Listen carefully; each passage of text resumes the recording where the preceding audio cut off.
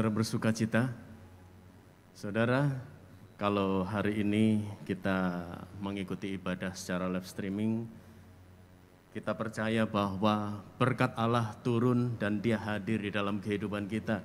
Sebagaimana di dalam pujian yang sudah kita sama-sama angkat dan naikkan, kita tahu bahwa hari-hari yang kita hadapi tidak mudah.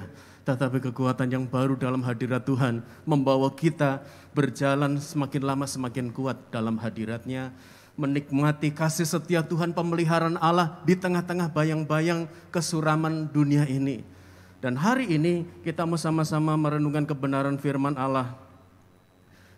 Dan biarlah kita minta Roh Kudus membukakan rahasia bagi kita, membukakan isi hati Allah bagi kita, supaya perjalanan hidup kita semakin memahami akan segala maksud dan rencana Allah yang indah dalam kehidupan kita. Tema hari ini kita akan berbicara mengenai kita tidak hidup di bawah hukum Taurat. Mari kita sama-sama membaca di dalam Mazmur pasal yang ke-19 ayat yang ke-8 dan 9. Mazmur 19 ayat yang ke-8 sampai ke-9. Kita baca sama-sama, saudara yang ada di rumah, mari saudara baca sama-sama ayat ini dengan saya. 2, 3. Taurat Tuhan itu sempurna, menyegarkan jiwa, peraturan Tuhan itu teguh, memberikan hikmat kepada orang yang tak berpengalaman. Titah Tuhan itu tepat, menyukakan hati.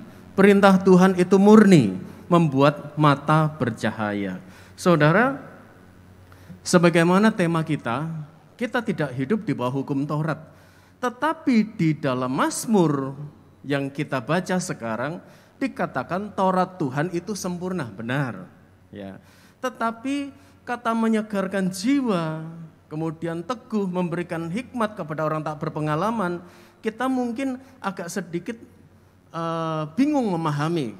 Karena banyak kali kita memiliki cara pandang yang salah atau pemahaman yang mungkin saudara merasa bingung dengan pengertian Taurat Tuhan. Ya. Apa yang dimaksud Taurat Tuhan di sini? Penyebutan kata Taurat di dalam Alkitab itu bisa berarti yang pertama 10 hukum Allah. Ya, aku Allah Tuhanmu. Ya, jangan ada padamu ilah lain, sampai dengan hukum yang ke-10 di dalam Keluaran 20 di sana. Tetapi Taurat itu juga berarti yang kedua isi dari seluruh 5 kitab Musa. 5 kitab Musa yaitu Kejadian, Keluaran, Imamat, Bilangan, Ulangan. Ya.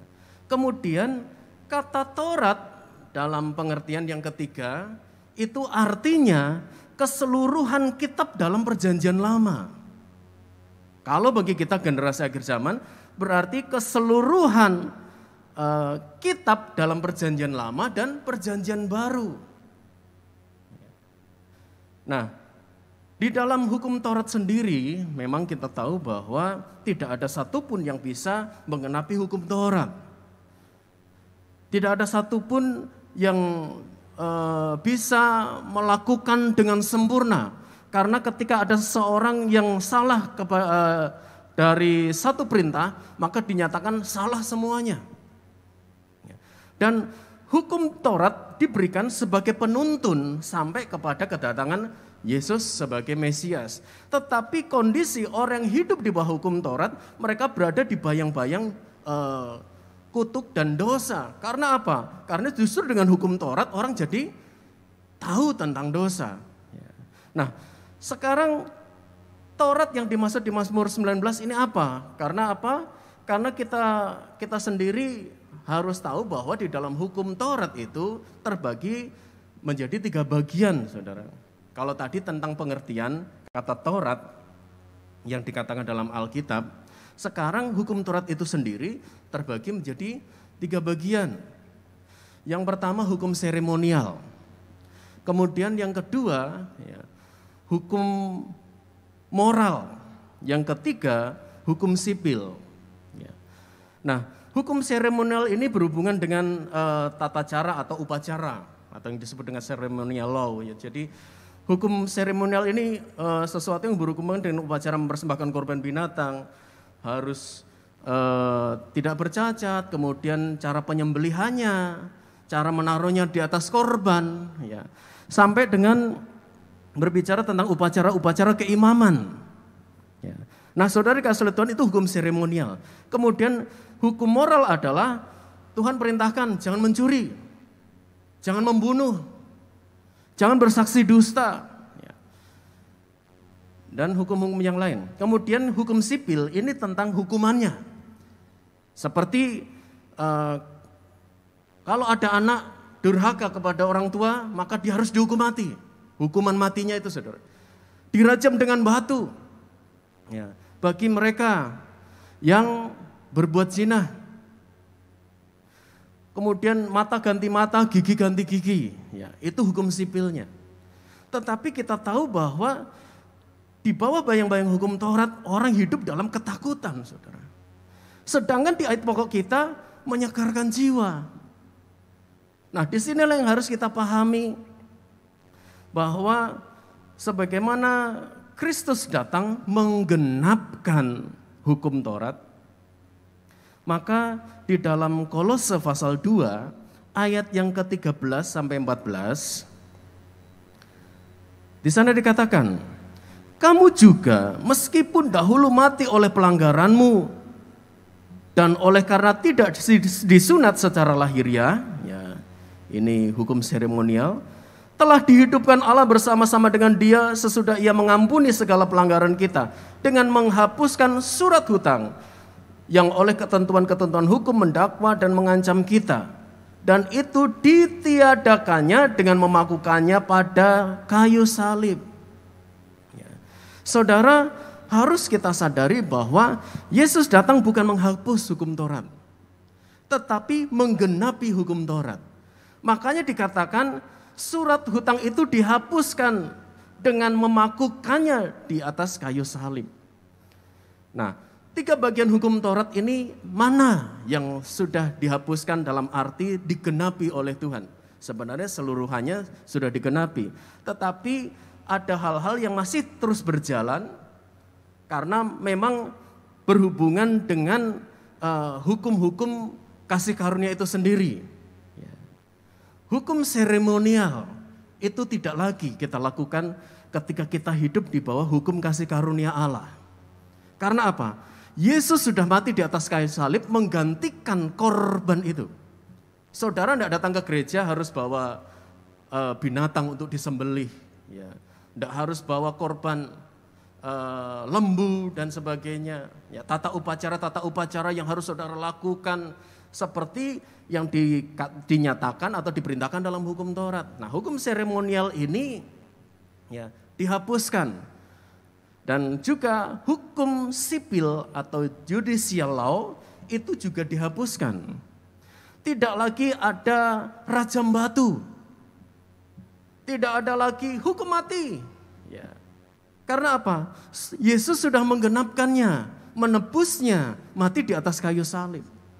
Nah, dengan keadaan yang seperti ini, ada satu hukum yang terus Allah ingin itu tetap berjalan dalam pengertian itu merupakan bagian dari hukumnya Allah, bagian dari moral Allah, ya, kesucian kekudusan Allah, yaitu hukum moral.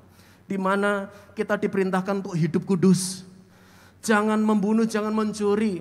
Bahkan lebih dalam lagi, ketika orang membenci saudaranya, itu berarti dia seorang pembunuh.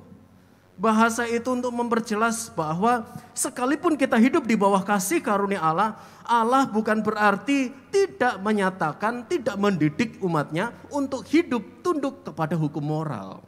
Kepada gaya hidup yang sesuai dengan moralitasnya Allah, kekudusannya Allah. Nah, saudara kasih Tuhan, di dalam Roma pasal yang ke-6 Ayat yang ke-14. Sebab kamu tidak akan dikuasai lagi oleh dosa, karena kamu tidak berada di bawah hukum Taurat, tetapi di bawah kasih karunia. Ya. Kalau kita lihat orang-orang mereka yang menyatakan sudah menjadi pelaku hukum Taurat, justru keadaannya, kita ambil beberapa contoh saudara di Alkitab. Justru keadaannya menjadi orang-orang yang sombong, menjadi orang yang justru tidak peka rencana Allah, menjadi orang yang merasa diri benar, menjadi orang yang hatinya tidak merasakan sentuhan. Semua yang dilakukan hanya secara liturgis, hanya secara aturan-aturan keagamaan saja. Kita ambil contoh seorang pemuda yang kaya. Dia datang kepada Yesus, "Guru yang baik, apa yang harus lakukan supaya aku memperoleh hidup yang kekal?" Yesus mulai berbicara tentang hukum Taurat. Yesus mulai berbicara tentang hukum-hukum Tuhan. Kemudian pemuda ini menjawab, "Semua sudah aku lakukan sejak dari masa kecilku. Apalagi yang masih perlu?" Yesus berkata apa saudara? "Sekarang kamu pulang, jual hartamu, berikan kepada orang miskin, kemudian datang kemari, ikut aku." Ya. "Oh iya Tuhan?" Enggak saudara. Dia sedih karena apa? Banyak hartanya. Dan kemudian dia mulai meninggalkan Yesus. Dia tidak meresponi undangan Tuhan, ajakan Tuhan. Dia tidak meresponi apa yang dia perintahkan, padahal hatinya terbuka. Sekarang apa yang harus saya lakukan supaya saya peroleh hidup kekal? Ketika Tuhan Yesus mulai berbicara tentang kedalaman isi hati Allah, pergi saudara. Ya. Kemudian kita ketemu dengan pribadi yang kedua yang bernama Saulus. Dia hidup menurut mazhab Yahudi. Secara tidak langsung dia dipersiapkan untuk menjadi bagian dari salah satu kelompok Sanhedrin. Ya. Tetapi lihat saudara, secara tidak langsung gambaran tentang seorang pelaku yang merasa dirinya sebagai pelaku hukum Taurat, justru dia menjadi saksi mata dan memimpin, ya, mengkoordinir orang-orang yang bajunya dicopot, ditaruh di bawah kakinya, dan orang-orang itu ngapain saudara? Merajam Stefanus dengan batu. Dan bukan hanya itu, dia pergi saudara. Dia pergi dijelajahi daerah-daerah yang ada untuk dia bisa menangkap orang-orang yang mengikuti jalan Tuhan, yang mengikuti ajaran-ajaran Yesus. Tetapi akhirnya Tuhan tangkap dia. Dan kalau saudara lihat di sini, dia menjadi seorang yang kejam, penganiaya.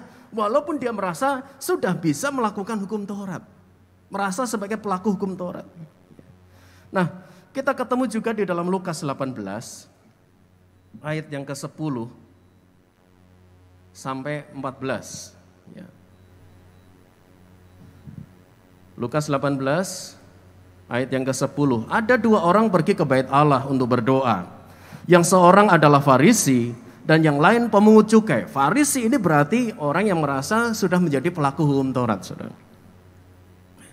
Orang Farisi itu berdiri dan berdoa dalam hatinya begini, "Ya Allah, aku mengucap syukur kepadamu karena aku tidak sama seperti orang lain, bukan perampok, bukan orang lalim, bukan pezina, dan bukan juga seperti pemungut cukai ini. Aku berpuasa 2 kali seminggu.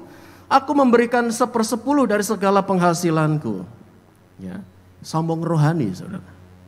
Merasa dirinya sudah hebat, sudah benar, sudah layak untuk menjumpai Tuhan, sudah layak untuk mewarisi kerajaan sorga. Karena apa? Dia merasa dia sudah menjadi seorang pelaku hukum Taurat. Ya. Dan ayat berikutnya, tetapi pemungut cukai itu berdiri jauh-jauh, bahkan ia tidak berani menengadah ke langit, melainkan ia memukul dirinya dan berkata, "Ya Allah, kasihanilah aku orang berdosa ini." Kemudian Yesus berkata, "Aku berkata kepadamu, orang ini, pemungut cukai ini, pulang ke rumahnya sebagai orang yang dibenarkan Allah, dan orang lain itu tidak. Sebab barang siapa meninggikan diri, ia akan direndahkan, Dan barang siapa merendahkan diri, ia akan ditinggikan. Ya. Nah, mereka yang merasa diri paling benar karena merasa sudah melakukan hukum Taurat, padahal kita tahu firman Allah sendiri berkata tidak ada satupun yang bisa melakukan tepat hukum Taurat itu selain Yesus sendiri. Ya.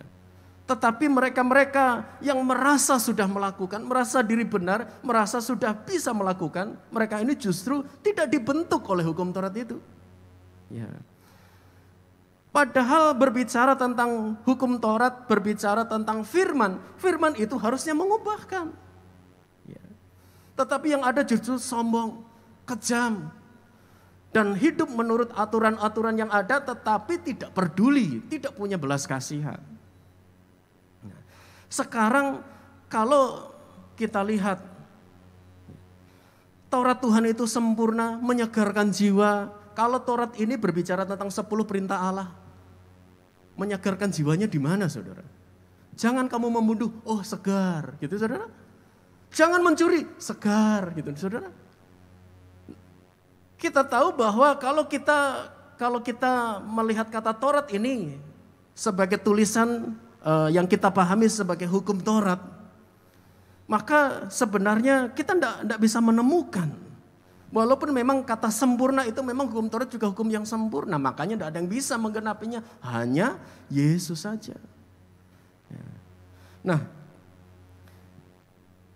sekarang dengan pemahaman yang ada, ternyata Taurat Tuhan di sini bukan berbicara hanya tentang 10 hukum Allah, tetapi berbicara tentang keseluruhan isi dari firman Allah.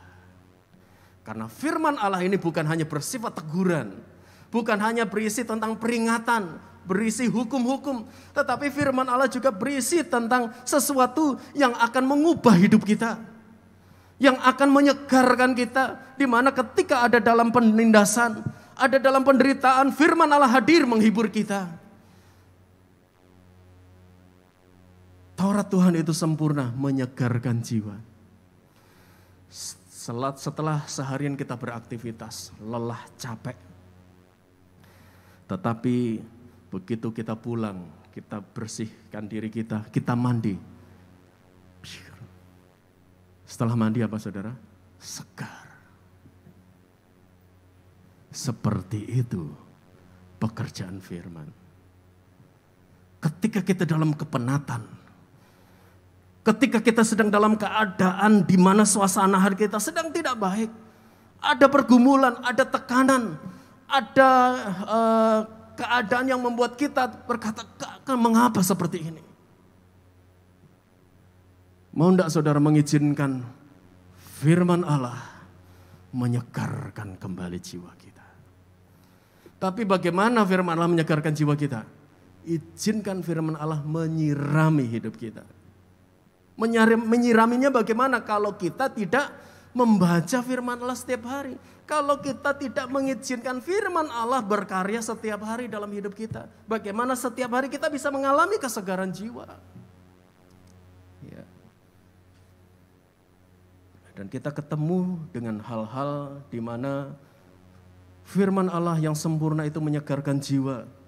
Kemudian peraturan Tuhan itu teguh memberikan hikmat kepada orang yang tak berpengalaman. Kata orang berpengalaman itu biasanya punya pengalaman di masa depan, tidak ada istilah seperti itu. Pengalaman di masa lalu. Ya. Jadi sebenarnya kata memberikan hikmat kepada orang tak berpengalaman ini berbicara tentang masa depan. Kalau berpengalaman di masa lalu, semua orang bisa mengalami belajar dari pengalaman masa lalu. Tidak ada istilahnya belajar pengalaman dari masa depan, tidak ada. Karena apa? Sehasta saja kita tidak bisa menambah langkah hidup kita. Kita tidak ngerti beberapa menit kemudian apa yang terjadi dengan kehidupan kita, kita tidak tahu. Ya. Makanya kata tak berpengalaman ini berlaku untuk siapa? Semua orang. Karena kita tidak tahu masa depan kita. Kita ini orang yang tidak berpengalaman untuk masa depan. Makanya kita butuh firman Allah. Ya. Kemudian titah Tuhan itu tepat menyukakan hati. Di tengah-tengah duka cita, di tengah-tengah suasana hati yang merasakan beban, ada kesedihan, ada air mata. Karena beberapa kali mungkin saudara dengar atau saudara ngalami sendiri. Baru saja kita ngalami masalah sakit penyakit dalam keluarga kami. Tahu-tahu ada dengar berita keluarga kami ada yang kecelakaan, keluarga kami ada yang sedang mengalami musibah, keluarga kami ada yang meninggal, saudara kami ada yang sedang mengalami keadaan-keadaan yang tidak baik. Ya. Masalah yang bertubi-tubi datang.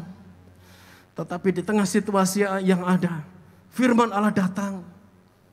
Sehingga membangkitkan kembali hati yang hancur. Menciptakan sukacita dan damai sejahtera. Perintah Tuhan itu murni membuat mata bercahaya. Artinya Tuhan bukakan jalan di tengah kegelapan. Tuhan membukakan jalan di padang gurun. Tuhan membukakan jalan buntu menjadi jalan keluar. Kenapa? Kita mulai melihat visi Allah. Kita mulai melihat rencana-rencana Allah yang indah dalam hidup kita.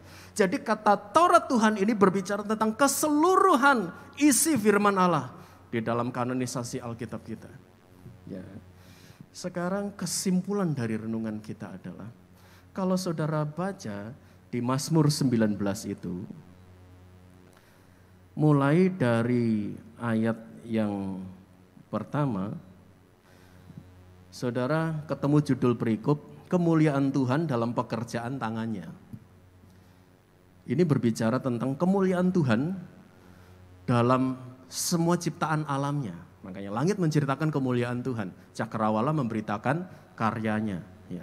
Malam berganti malam menceritakan pengetahuan, pemahaman tentang Allah, tentang karya Allah.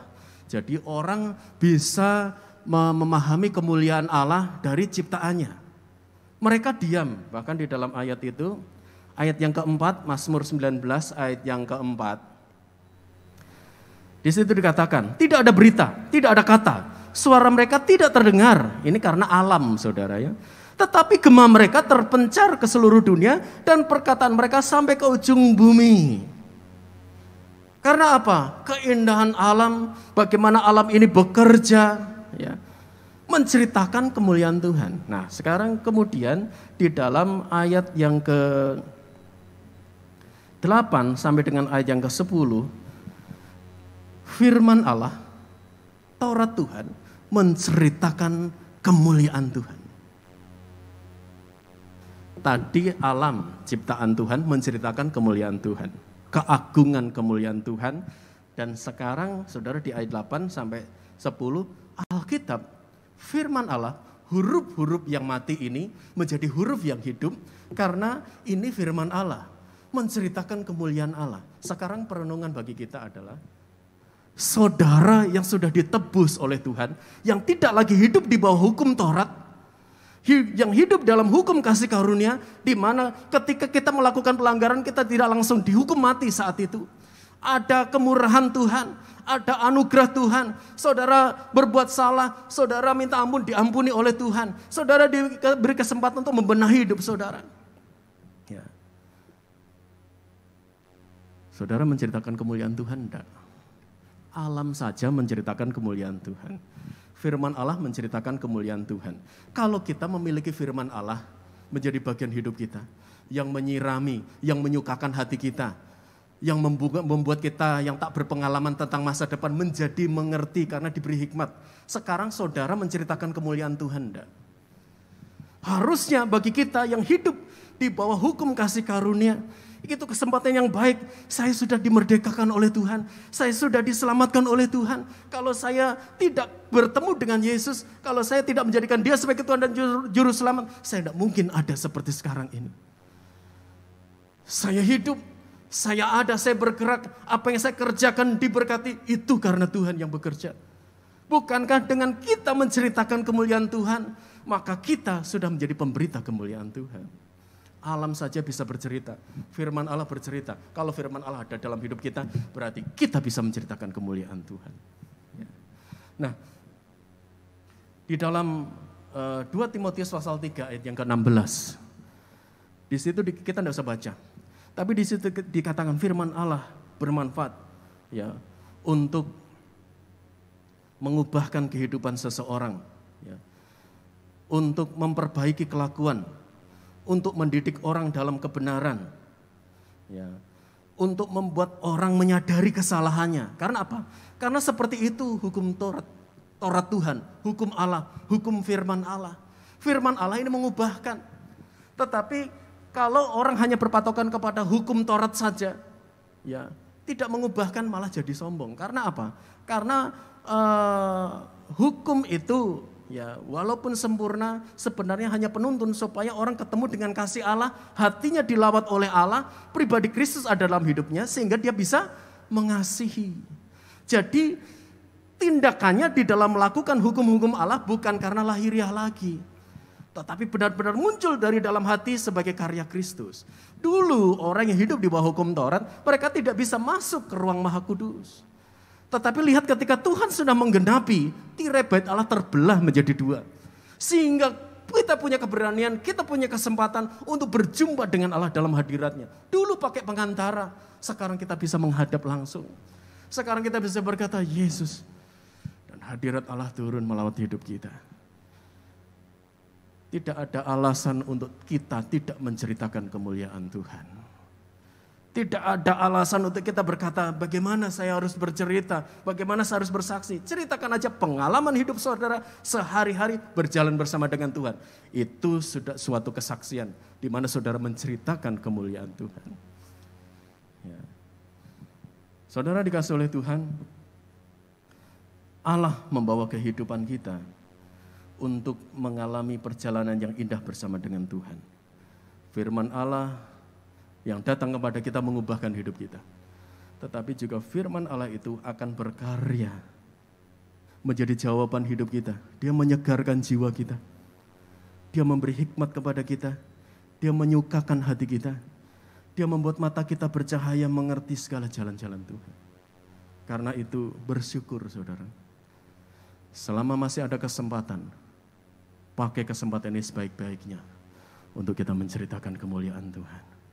Untuk kita menjadi saksi Tuhan juga lewat perbuatan kita. Orang melihat kita melihat Yesus. Orang melihat kita, mereka melihat hukum Allah yang nyata dalam hidup kita. Karena apa? Karena orang tidak lagi melihat kita melakukan hukum Allah secara lahiriah, tetapi secara rohani. Karena Yesus ada dalam hidup kita. Kebenaran yang membuat kita hidup dalam kebenaran. Dia kebenaran. Akulah jalan dan kebenaran dan hidup. Yang membuat perjalanan hidup kita selalu berjalan dalam kebenaran, kita menikmati hidup yang indah bersama dengan Tuhan. Kita angkat pujian ini sama-sama. Yesus, kau kebenaran yang menyelamatkanku.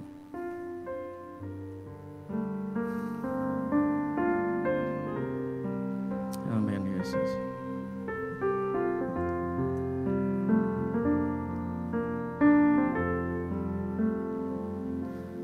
Yesus, kau kebenaran yang menyelamatkanku. Kau memberikanku hidup dan pengharapan.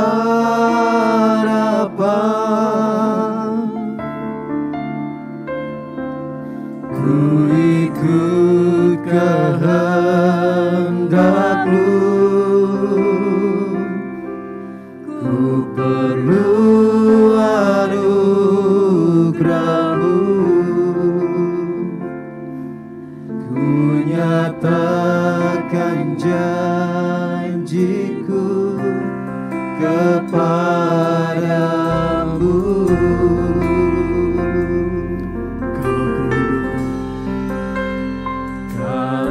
Ku hidup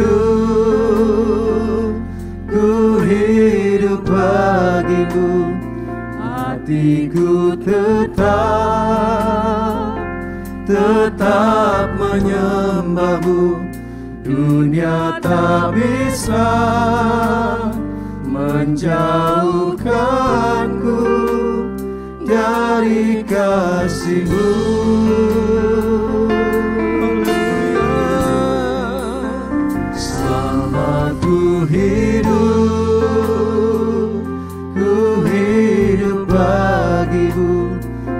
mataku tetap memandangmu. Dunia tak bisa menjauhkanku dari kasih-Mu. Saudara, kita tidak mungkin bisa menjadi pelaku-pelaku hukum Taurat. Tetapi karena anugerah Tuhan membawa kita lewat karya penebusannya, kita hidup di bawah kasih karunia. Dan kita bisa menjadi pelaku-pelaku firman Allah. Karena sekarang Allah yang menyanggupkan kita. Hanya Yesus yang bisa melakukan dan mengenapi hukum Taurat. Dan ketika Dia hadir dalam hidup kita, kita bisa melakukannya. Karena Yesus memampukan kita. Kalau ku hidup bagimu, hatiku tetap menyembahmu. Dunia tak bisa menjauhkanku dari kasih-Mu. Selama ku hidup